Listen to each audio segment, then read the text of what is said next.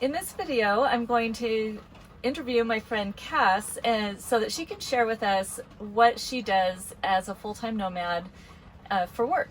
So this is part of my Women Working on the Road series.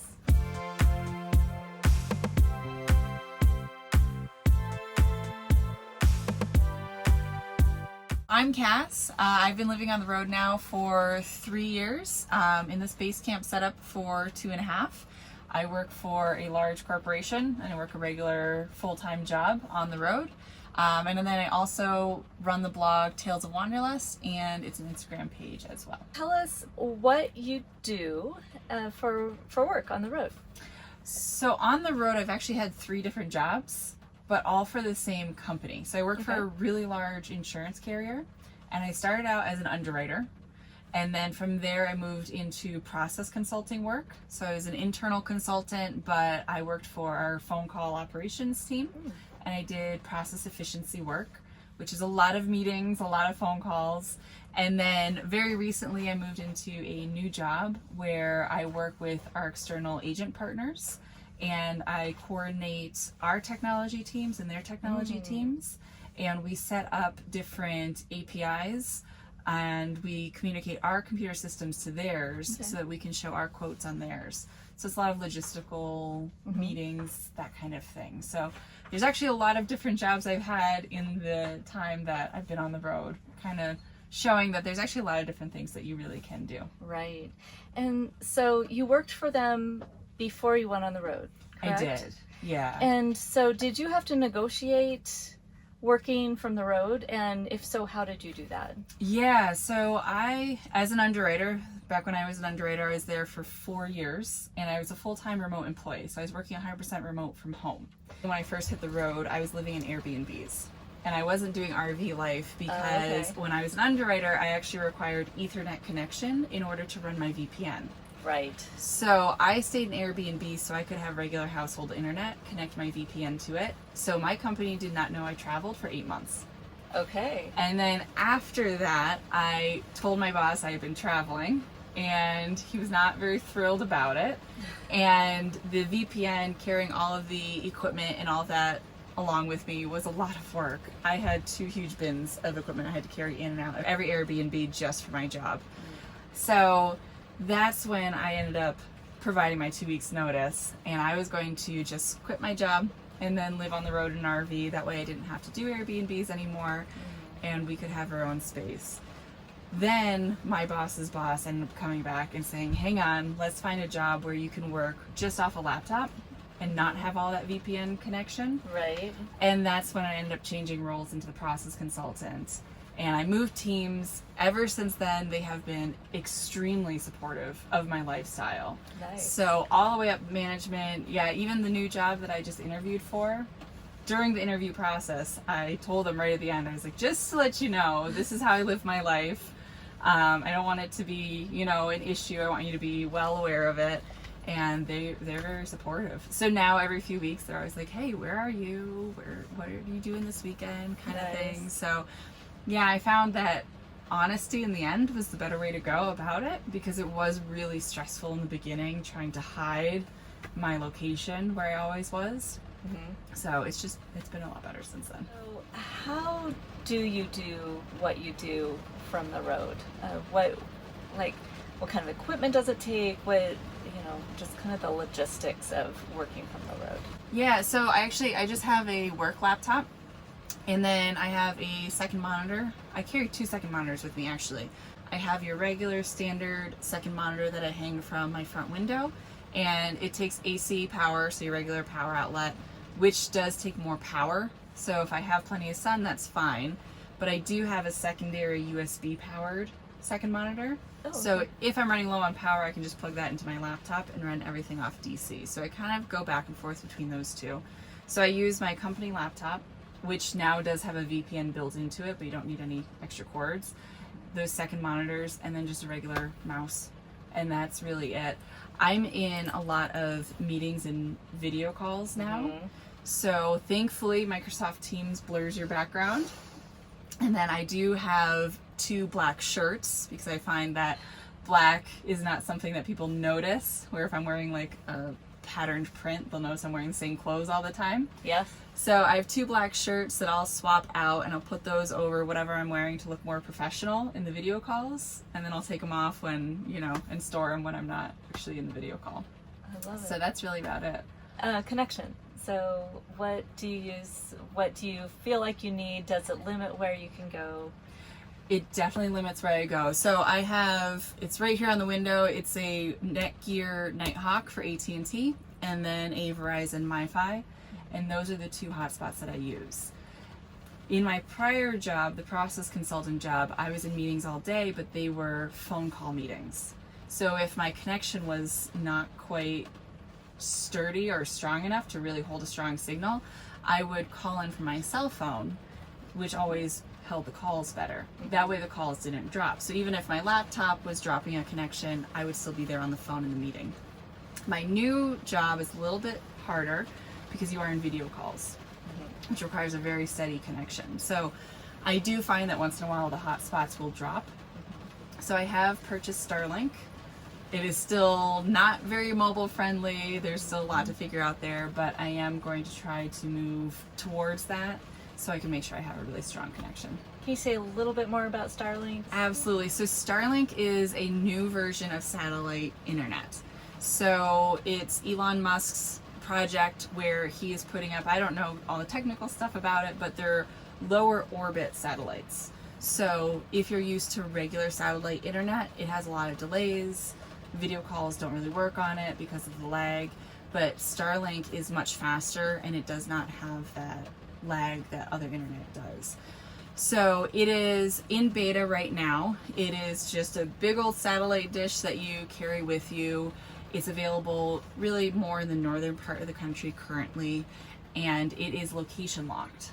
So every time you move, you do have to update your service address, and it's pretty big dish, so it's not very mobile friendly at this point, but hopefully as it progresses and gets out of beta, they are trying to make it mobile friendly, and they're looking at making the equipment and stuff for RVers and so forth down the road. So hopefully in a couple years it'll be a very common internet thing that you hear about from RVers. Yes, and we're all waiting for it. Very much so. We are all waiting for it. Yeah, because as you asked if I'm stuck, if it limits where I go, it absolutely does. I can only move when I know I am going to have signal, or I can get in there and scout and make sure the signal is strong enough. Yeah. Where Starlink, as long as you have a clear view of the sky, you'll be good to go. Nice. That's gonna be great. It's going to be amazing, yeah. So, do you have any advice for someone who works for a larger corporation who is wanting to get on the road? Like, some advice about how to make that transition? Yeah. Absolutely. So I think the biggest thing, at least from my company, that they worry about with remote employees in general, whether you're traveling or you're not, is keeping the set schedule and the professionalism that they expect. So I find that if you can really show that you have that no matter where you are, they're a lot more apt to be comfortable with you traveling. So with meetings, if there is a way that you can really, you know, present and show that you have that professionalism still, that's really what helped with my managers, is they saw that I was doing the same work when I was in my RV as when I was living in my apartment being remote, and then it didn't bother them as much. Whereas if they think you're out, you know, hiking during the day, doing things like that, they're not going to be as keen to be thrilled about it. Yeah. Was your company already using remote workers? They were at that point, not to the extent that they are now. So when Yeah, of course. Yeah, when I was a full-time remote employee, they had a requirement you had to be with the company, I think 2 or 3 years. You had to reach a certain level in your development in order to be full-time remote. So I think it was only about 15% of our workforce that was remote at that time. Now, after COVID, most people are remote, and they're actually still supporting remote for anybody who wants it. So they've actually completely opened it up to the company. Nice. Yeah, so it's nice because they are much more supportive of the whole remote aspect. So I was the only person that I knew in my company that was traveling, and now I actually know 4 more people in my company that have been able to pick it up and do it because they know the company supports them. And so when you first tried to go remote, was there, I mean, do you have any advice there as far as for someone who's in a corporate job who maybe wants to approach that? Yeah, I would say talk to your HR department, because when you work for such a large company, there's usually a lot of strict policies and hoops you have to jump through, and they want to make sure it's equal for everybody. So definitely check with HR and see what the requirements are. And then if it is like my company, there were certain things you had to accomplish in order to get the remote. So you'll know what your stepping stones are, and then you can work towards that. The other thing is I would recommend not doing what I did in the beginning where you hide it. I would recommend having that honest conversation, because the nice thing about such a large company is there's a lot of opportunities usually within the company. So that was just my personal experience, and what I had learned is they found something else that would work for me. Nice. So that was really nice to have that support, and then know there were other things out there I could do. That's awesome. Yeah. After I work the full-time job, I do have a side hustle, if you want to say, as well. I do run a YouTube channel, Tales of Wanderlust. I only started it about a year ago, and it really was because I kept getting asked a lot of the same questions. And when you're replying with a short paragraph, you really can't get everything across that you want to. So I started making videos just to answer a lot of common questions that I usually get. And I've started having a lot of fun with it. So it has really been going well, and I keep that on the side also. If you're not aware, it takes a lot of time to edit a YouTube video, so show some love to the YouTube creators that you really do enjoy, but it is a fun process. It is fun to get to know people as well. So even though it does take a good amount of time, working full-time plus YouTube, I actually really enjoy both of them, and they are so drastically different. If I have to go from one to the other, it doesn't feel like work is just dragging throughout the day. It's actually nice to have a little bit of a break from each. And what's your channel about? My channel is about traveling solo with a dog and a cat, and the base camp. So I live in an Airstream base camp, which is a newer Airstream model, and there's actually a lot of questions about how I organize it, how I hitch up and unhitch as a solo female, different things like that. So I try to give kind of high level of different tips and tricks for traveling as a solo female. Any final thoughts for women who want to get on the road, working, not working, whatever, just...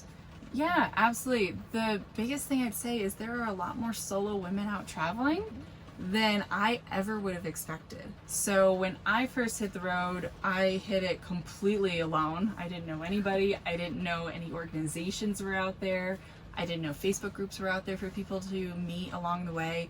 So I'd say just know there's a huge community of people out there and a huge community of support that'll answer your questions.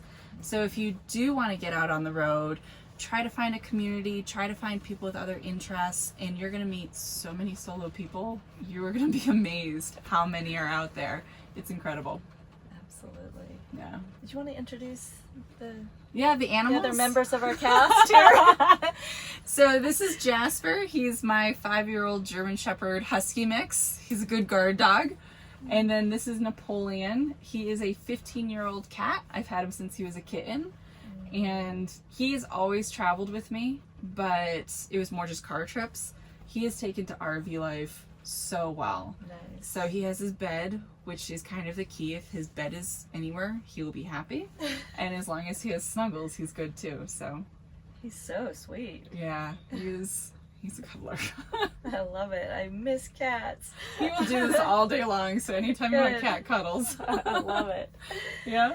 Excellent. Well, thank you so much for sharing what you know about working on the road, what you've experienced, and I really appreciate it. Thank you. Absolutely. Thanks for the opportunity to share. So Yeah. thank you. Yeah. And if you want more videos like this, van and rig tours, van life tips, women on the road tips, with a few recipes thrown in there. Be sure to subscribe, hit that notification bell so you don't miss any upcoming videos. And if you want a deeper conversation, I invite you to join our Facebook group, Gal Adventurers. This is Joni with the Galavan. Enjoy your journey.